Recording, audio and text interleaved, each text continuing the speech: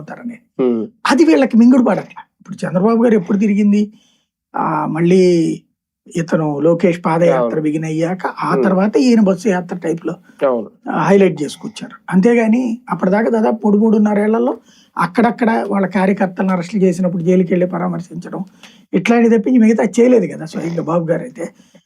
మొదట కరోనా కారణమైంది 2 ఏళ్ళు, ఆ తర్వాత వచ్చేటప్పటికి అంత ఇంట్రెస్టెడ్ గా లేరు.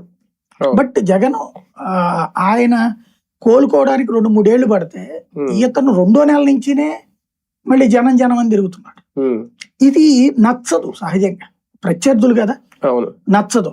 ఇప్పుడు మత్స్యకారులకు సంబంధించినే ఇంతకుముందు వాళ్ళ పేపర్లోనే రాసుకొచ్చినట్టు గతంలో కరోనా ఇది మొన్నప్పుడు తుఫాన్ వచ్చిన టైంలో పడవలు కొట్టుకుపోయినప్పుడు పడవలతో పాటుగా వాళ్ళ సాక్షినే రాసింది, పాడైపోయిన పడవలకు కూడా 15 లక్షల పరిహారం ఇచ్చారు, మామూలు పడవలకు 25 లక్షల పరిహారం ఇచ్చారు, ప్లస్ పాడైపోయి ఎప్పుడో ఇక తీసి పక్కన పెట్టేస్తారు.